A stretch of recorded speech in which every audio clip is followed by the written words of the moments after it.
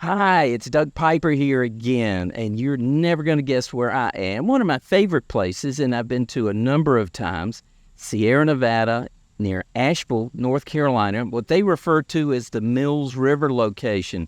Mills River is a really small place, so most people have never heard of it, but I bet you've heard of Asheville. We're in the back there of the tap room is in the large building. Charlie, what do they call that building? Have any idea? No idea. The big building It's there. a big building. And so we're out in the back. I guess, Charlie, they thought we couldn't act, that we'd act up there in the tap room. Well, I think we would be naughty boys. So they. But we're actually in a beautiful spot in the back. There's a bocce ball court here. There's a nice garden there, and behind us, we have the view of the back of the plant, and also I think they're dumping the spent grains at the moment. So we've got quite an interesting array of things going. I've been looking forward to this because you probably recognize this guy as Professor Charlie Bamforth. He is one of the foremost brewing scientists in the world, and it's such a privilege to see you again, Charlie. It's always nice to see you, Doug, especially here, the most beautiful brewery on the planet. Oh, it really is. I've been around this world and globe looking at breweries for years, and this is number one. And you didn't find one in Iceland? I found some nice places in Iceland. I didn't go to any breweries. I was on holiday. You don't on vacation. You don't go to breweries when you're on vacation. I did drink some beer. Yeah. $10 a glass, basically. Whoa. And the beer out of the bottles and cans was pretty good, but the beer on tap, they really do need to learn how to clean their dispense lines. So there was a lot of popcorn flavor, butterscotch flavor around there, So, but apart from that, what a wonderful country. 300,000 people, 200,000 sheep, 100,000 horses, and 4 million visitors. Oh, my God. I had no idea. Wow. Well, that's on my bucket list, but It should be. But this place is always on my bucket list. This is a phenomenal location, and and everything's right. I mean, Ken Grossman insists on everything's got to be done right, and there's nowhere quite like this. Well, there's nowhere. Well, speaking of what's some things that are just nothing else like. We're going to talk about foam because it can be very mystifying for some of us. Yeah. And I think you've got a big handle on it. So what I was hoping to do was see if I could sneak out of you 30 minutes or so on foam. Have you got time to talk about that? I always got time to talk about bubbles. I am the Pope of foam. Well, and actually I want you to demonstrate a pour. We've got that coming in just a minute, but we'll come back to that. But Charlie, when I first started drinking beer, and I won't say what age it wasn't legal, but I hated the beer foam. It was awful. But the beer was awful too, so I think the beer foam couldn't make it any better. As I have gotten into craft beers that are just, delicious, I find the foam is one of the highs, almost the whipped cream, like a dessert. And so, what is that about foam? What is it that makes it so special? Well, if you see any images of foam, of beer on a movie or on a TV, how do you know it's beer? It's got a foam on it, So that is how you know. Oh, that's beer. Clear. There's a foam on it, So it's a signature. It is. It's what you expect. And you go to some countries in this world. You go to the Czech Republic. You go to Germany. You go to Belgium. You go to the north of England. And woe betide if you don't have a good foam on it, because that is what is expected. And I was a QA manager once in the north of England, and the only thing people complained about were the bubbles. There wasn't a good foam. It was the way they pronounce it. Bloody beer is rubbish. It's absolute rubbish. Put a bloody head on it.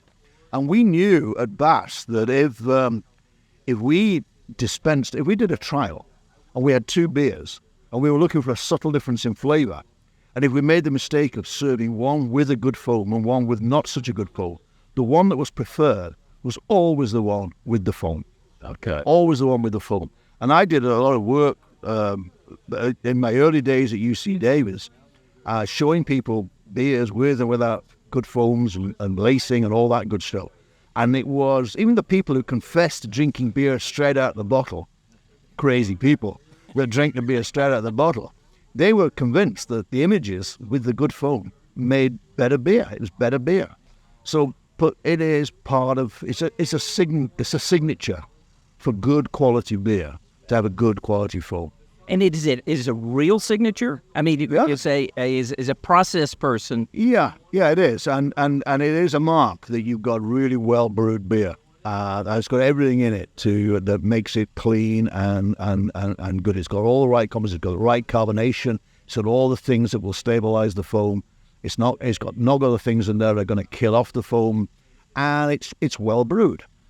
So it truly is a mark of a well brewed beer, and people find it an appealing and attractive thing. Particularly, it's sort of like I describe it, lacing the side of the beer glass. These cathedral windows of foam lacing the side of your beer glass. Well, speaking of that, yeah, the head brewer Scott Jennings, who just walked off, but I hope he's going to come back. Well, I hope he is. He just dropped us off a beer. He did. And you've got a chance there to pour 2 of them. I do, and I'll put my excellent other beer that with some nice lacing on it. Which it does. May I put that up to the camera? We can. There we go, little thing. But this is Torpedo Extra IPA. All right. And this is a fine Sienna glass. So you open the container. All right. Okay. I'm gonna film this with this camera. Well, what you do is, so you hold the glass so you can see what you're pouring into, and you present the label so that everybody can admire your selection, and then you pour with vigor. Okay. So you're now pouring it, so you're going to be generating this wonderful foam and creating this foam in the first place. The worst thing you can do is dribble it down the side of the glass. You need to pour it with vigor, and then you produce this wonderful foam. And when you first get it, it's kind of wet, and you can see all the liquid that's associated in there. But as it stands, what is happening is the proteins that come from the grain and the bitter materials that come from the hops, they're sticking together, they're interacting, and the foam becomes more solid, so that now you have a solid foam, which when this beer gets drunk will lead to lacing. It's got to be in a clean glass as well, so I'm pretty sure Scott will have absolutely ensured this glass is pristine, beer clean, as we call it. And it would seem to be, right? Oh, absolutely. There's no question. You can see the lacing starting to appear right there because it's solidified. If I tip it, you can see that first ring of foam appearing. And that's because you've got this interaction between the proteins and the bitterness. So the more protein and the more bitterness, the more stable that foam is going to be. And so it's very important. And just look how appealing that is. This beautiful white foam against the rich amber color of this beer. So I don't think you identified what the beer was. I did. I think I did, but I'll tell you it's a Torpedo Extra IPA. Now, the interesting thing about this, Doug, is that I ought to perhaps have done my homework. I'll take my glasses off so I can read. Hopefully it tells me what the ABV on this is. 7.2%. Oh, and the interesting thing... That's extra. Well, yeah, the interesting thing is that actually the higher the alcohol, the more damaging that is to the foam. Right. So the number one inhibitor, the foam on beer is a balance between the positives and the negatives. So the positives are things like the protein and the bitter acids. But on the other hand, you've got things that are trying to kill off the foam. And ironically, the biggest negative is alcohol.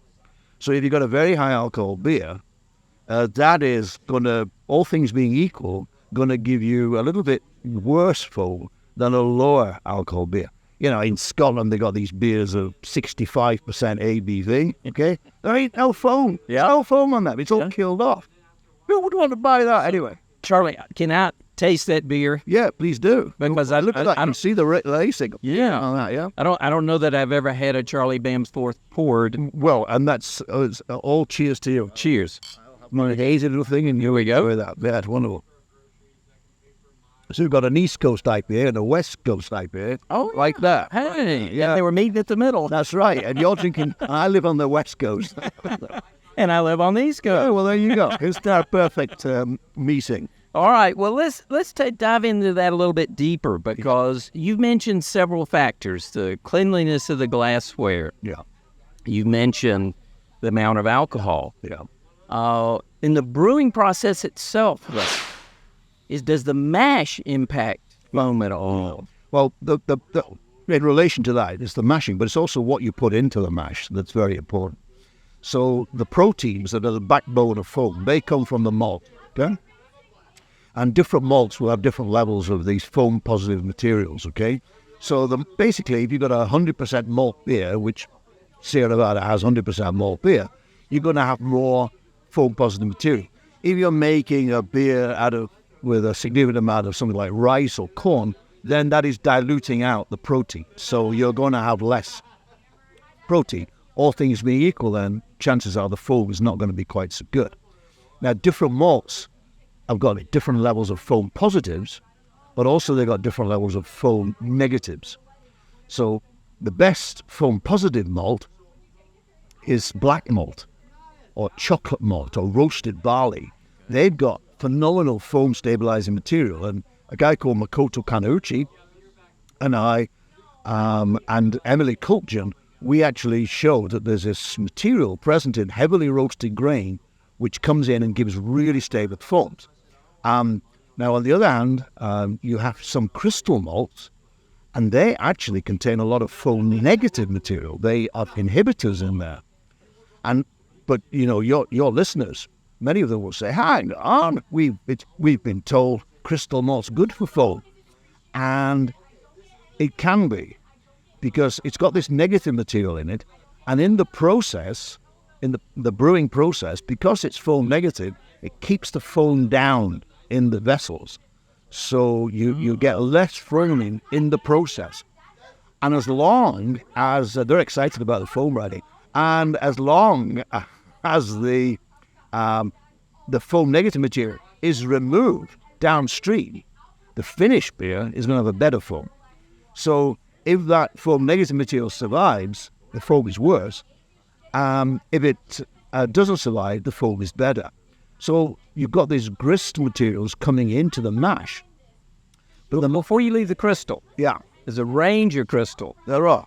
Can you describe kind of best or worst foam-wise? Yeah, the higher the color, basically, the more of this foam negative material you get. Okay? Simple as that. So it can be problematic. But if you make sure that you get rid of it downstream, it is to the advantage of the beer, because the less you foam up in the brewing, the less you produce foam during the brewing, the more of the wonderful positive materials survive into the beer. But you've got to make sure that anti-foam is removed, whether it's on filter or by sticking onto the yeast or what have you. Okay, so that it's a balance. So when you mash, you extract all these positives and you extract the negatives. Now you can actually produce more negatives in the mash, and that happens particularly if you mash at a lower temperature and at a higher pH. Okay, so people have known for years that if you want to mash, what you should do to get the best possible foam in the beer is mash at the highest temperature you can, as long as you have fermentability, you don't kill off all the enzymes that are going to break the starch down. You mash at the highest temperature you can and the lowest pH you can. So if you mash in at pH 5.1, it is better than mashing in at pH 5.5, something like that. Because at 5.1 and at the high temperature, you kill off an enzyme. It's actually called lipoxygenase. And this enzyme produces the negative materials. Okay. So you mash at the highest temperature you can, that's practical, and lowest pH to kill off these enzymes. Now, the other thing that's happening in the mash is you're breaking down proteins. Okay. And the German school, I'm the English school, but the German school say, well, you break down the proteins, that's not good for foam. And they say, because you get rid of the foaming proteins, which is actually more complicated than that. Foam's not simple, Doug. Doug is foam. It's not simple. Okay. Figuring that out. So when the enzymes break down the proteins, they make smaller proteins. Okay. And there's a competition between the proteins for getting into the foam, into the bubble wall. What happens is, let's go back. It's in the beer. It's the carbon dioxide that produces the bubble. But you can have champagne, and you're not going to get a stable foam on champagne. You produce the bubbles, and they go, and they collapse. Okay, and Coke and Pepsi, the Mountain Dew, and so, and that's because there's no positive material in there. So with beer, there's the good protein goes in there, and there's the bitter acids go in there, like I said, and they stick together and hold the bubble wall together. Now, in the mash, if you break down some of the protein, you produce smaller proteins, which are very nimble. They're very good. They get into the bubble wall, but when they get there, although they can stabilize foam, they're not very good. But the other proteins, the ones that are not broken down, they're not so nimble. They don't get into the foam so readily. But when they do get there, they get a much more stable foam. The analogy, I said this to Scott Jennings, only earlier today. I said, the analogy is goalkeeping in football, soccer. The analogy is that there's a goal over there, and Scott's a goalkeeper, and I'm a goalkeeper. But he's younger than me, and I'm older. But I'm a damn sight better as a goalkeeper, and he's not so good. But if there's a race to get into the goal, he would get there before me. He'd get there. He wouldn't be very good. If I got there, I'd be great, brilliant, earth-shattering. but he wouldn't. But so he is the breakdown products of the proteins. He's a small molecular weight protein. Okay. Gets nimble, gets into the foam, but not very good when they get there. Whereas the old lumbering, bigger protein, when he gets there, eventually, if he could get in there, it will be a much better foam. So the mashing, depending on how you do it, the more of this protein breakdown that takes place, the worse the foam is going to be. So the simple answer, Dylan, is, without people measuring all this stuff and so on, the simple answer is highest possible temperature, lowest pH.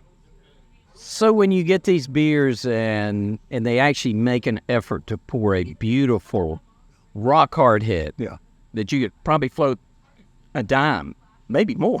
Yeah. But they do it in stages. Like there'll be one pour, second pour, third pour. What's going on with that? Yeah, and of course, classic example is Guinness. You go to Dublin and, which way, we have your beer in 10 minutes. That's fine. And so what they do, because there's so much foam positive material in there, and of course, because of the dark malt. Yeah, yes. So all this good stuff. Yeah. Also, you've got nitrogen gas in there on draft dispense. Right. That stabilizes. It helps to stabilize the foam. So what they basically do is produce a glass full of foam.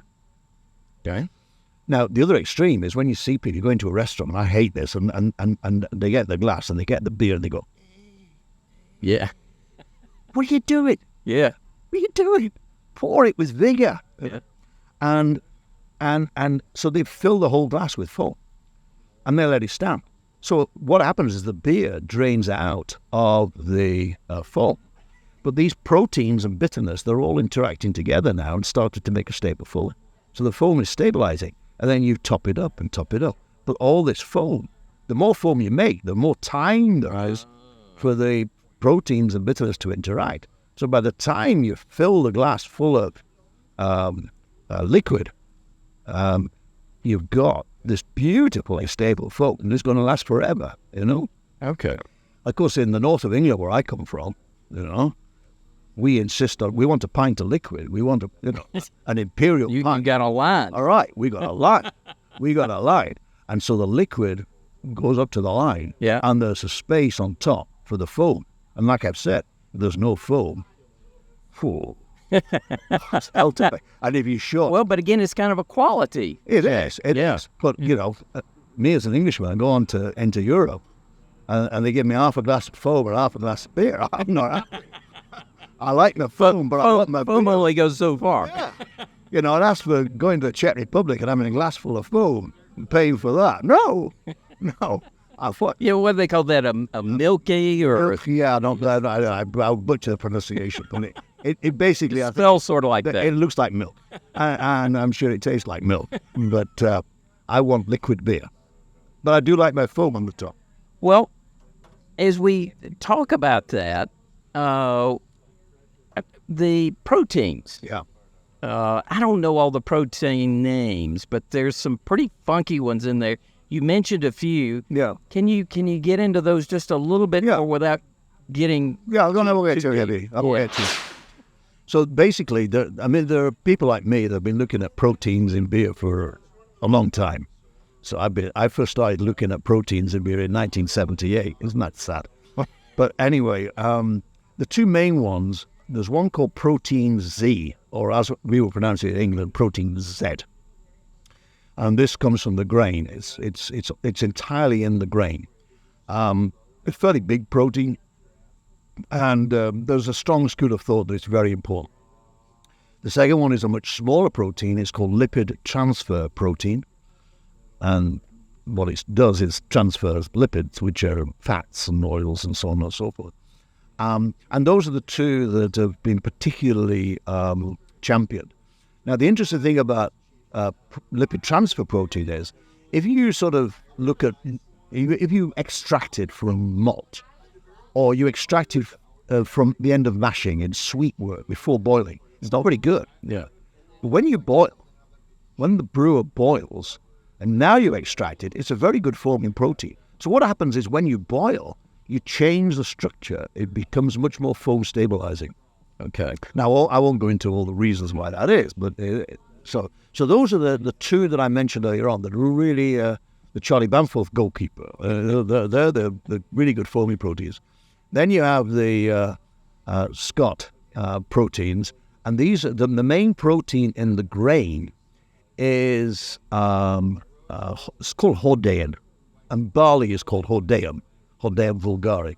So it's called hordein. The equivalent in wheat would be gluten, that sort of thing. Okay. And during malting, and to a certain extent during mashing, this is chopped up by enzymes to produce smaller proteins and some amino acids as well. But it's these small proteins that they've got some foam stability, but they're not so good. But they're very good at getting in. They're small, they're nippy, they get into the bubble wall, and they squeeze out the lipid transfer protein and the protein Z. Now, why I'm talking about this, it's interesting. You hosted a program about lager. Yes. Me and my friend from Denmark. Yes. Yeah. Yep. So Jens works for an enzyme company, and they have on the market an enzyme which takes these small proteins, these hordein proteins, and gets rid of them. And they market this enzyme on improved foam stability. Because if you get rid of these problematic small proteins, you get rid of them, then there's nothing to prevent the lipid transfer protein and the protein Z getting into the bubble wall and stabilizing the foam. So it's a novel approach. It was actually my suggestion. Of course. He said, without any ego whatsoever. So is that common now? I mean, what Jens is selling, can you? Well, Sierra Nevada don't use it. Yeah, okay. Because Ken is very keen on taking maximum advantage of the enzymes from the malt. But this enzyme, the same enzyme, and some of your listeners may have come across this enzyme by it from another company. It's called Brewer's Clarex. Oh, yeah. And it's, of course, used to make gluten-free or reduced gluten beers. Yeah, I've actually used it for my daughter-in-law to make some home brew. Right. So that is the same enzyme. So what it's doing is getting rid of all that hordein, gluten-derived protein. And by my argument, the goalkeeping analogy, what it means is the foam gets better. And Jens Eichen is absolutely convinced, absolutely. And they're confident enough to actually sell the enzyme on them. And they probably will not be happy that I've cited a competing enzyme that people could use just as well. But Jens will just have to forgive me. And I'm confident he will. Yeah. We'll have to give him a ping because we have not talked to him for a while. But he's always good value. Yeah. Yeah. So as we kind of wrap this up, Charlie, and, foam, well, matter of fact, I think I emailed you one time when I was so disappointed. First time I'd ever tried, I think it was oat-based milk. And I put it in a thing to foam up because I told my wife, oh, oats, it ought to really foam up a lot. we put that in and it didn't do anything.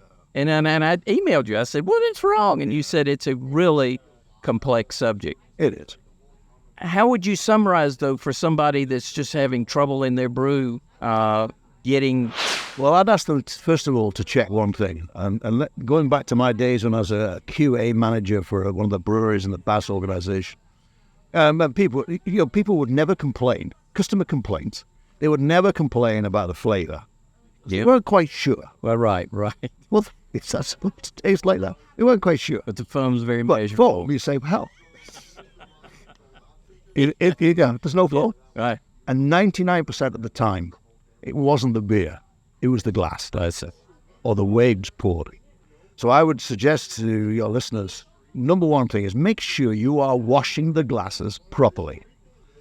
You know, I've lost count of the number of times. And these days my wife says, "You got a dirty glass. You got a dirty glass." And it's what you get in the glass is in the full glass. When you get it, on the side of the glass, you can see coarse bubbles on the side of the glass. On the inside, you can see these coarse. That's grease. That's a greasy. No sign of it. Oh, that's spotless on that guy. Yeah, there will be, and that's because it's been cleaned properly. Yeah. So what you got to do? What you got to do is you wash your glasses separate from anything else. You don't wash your glasses with any plates or cutlery or anything else. Totally so separate. You fill the sink with hot water, assuming you know where the sink is. And with washing up liquid, detergent, put it in there, and you wash the glasses thoroughly. And you don't put your fingers anywhere near the insides. And you rinse away. You've got to rinse away that detergent because that's going to be full of negatives. So you rinse it away. Ideally, you let them drain dry. You don't wipe them on a cloth because you might make contact with your fingers. And there may be grease on the cloths. So avoid that. Let them drain dry. And now they'll be absolutely clear. If you want to check it, wet the inside and sprinkle salt.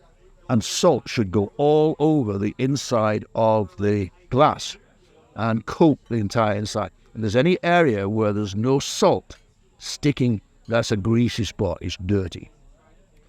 And then if you've got a problem with your beer, your foam, it ain't the glass now, then it's the beer.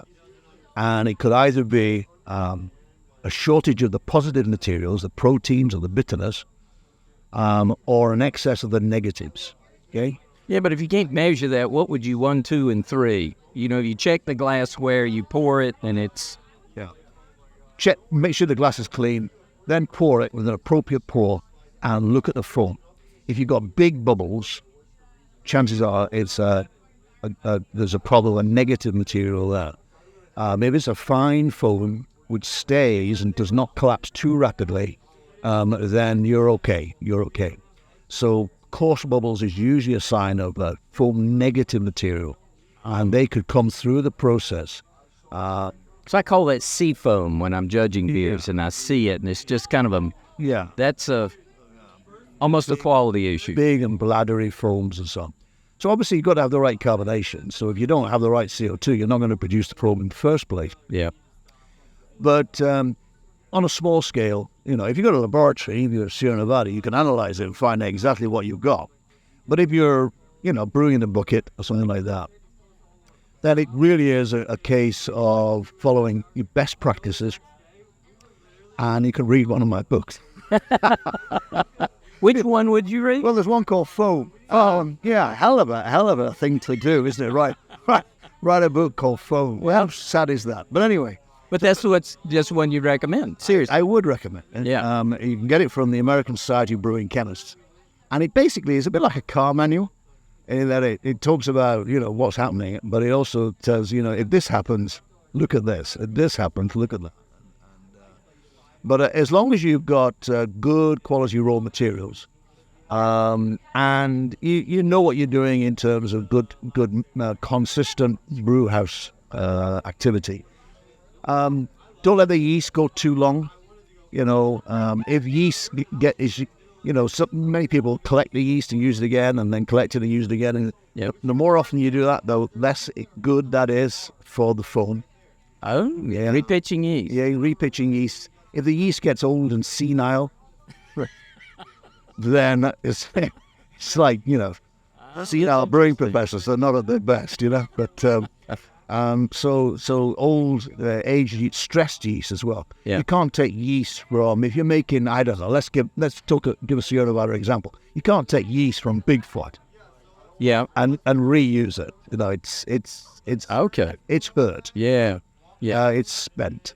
But you can take yeast from a pale ale and reuse that, but not too many times, I remember years ago, Doug, I was in Cornwall, where my wife is from, in England, and I was talking to a meaty there at the brewery, and I was talking about this, and somebody said, how many generations do you recommend? And I said, no more than 10. And this guy said, well, at my brewery, we've been taking the yeast and repitching it now. So I think we're at the moment up to 5,627 times. I said, wow. I don't know. I just put that number out a lot of times, And I said, just go for it. You'll be okay, But I tell you what, he wasn't the same yeast now as he was. Our friend Scott Ungerman was telling me that Anchor always repitches. And that they've repitched, as far as he knows, for 30 or 40 years, or up until now. Yeah. So, well, there are exceptions to every rule? No, there's not an exception, but it's a tolerance, I think. I think it's a tolerance. Well, 2 questions. Yes. What's coming up with Charlie Bamforth, and how the Wolves doing?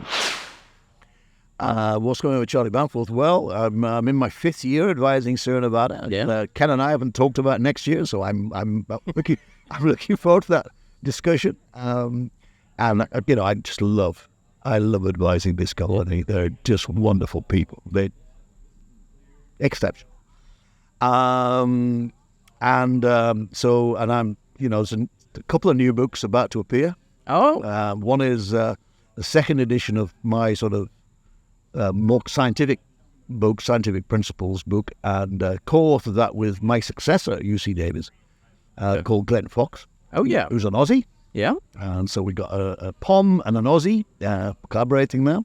I just mentioned that today England beat Australia in the Women's World Cup, so... So you love that. Yes. And we did very well at cricket recently. And the other one is the 4th edition of the very first beer book I ever wrote, called Tap into the Art and Science of Brewing. So that's coming out for his 4th edition with Oxford University Press. So, I'm still busy. So when are those coming out? Because we had a talk when they do. The American Society of Brewing Chemists one is coming out actually this month. Okay. So perhaps me and Glenn could join you. I would love to do. I've been trying to get Glenn. Yeah, well, I'll persuade him. You'll kind of twist it. No, I will twist him. I'll remind him of the repartee between the Aussies and the Brits. And the next one, I think, is in October. The Scientific Principles. So more of the same. Wolverhampton Wanderers. We were robbed on Monday night at Manchester United. Okay. Blatant penalty in the end. So I'm quietly hopeful that we might have a successful season. If they continue to play like they did on Monday, then we could do far better than everybody expects. We just have one problem: we can't score goals, and you have a real problem if you can't score goals. Maybe they need some enzymes. Yeah, they may need some enzymes in the right places, or So, well, Charlie, this was awesome. I'm so glad you looked me up when you were this close to home. Cheers. Good to see you, Doug. Thank you very much. Always a pleasure. Thank you, everybody, for joining us. This was so much fun. And there's a table full of brewers over there from Sierra Nevada. We're going to talk to them next. We're going to see what they'll share with us. So maybe we can get them to talk a little bit about Celebration Ale and Pale Ale. We hope so. All right. All great beers. All right. Thank you. Cheers. Cheers, everybody.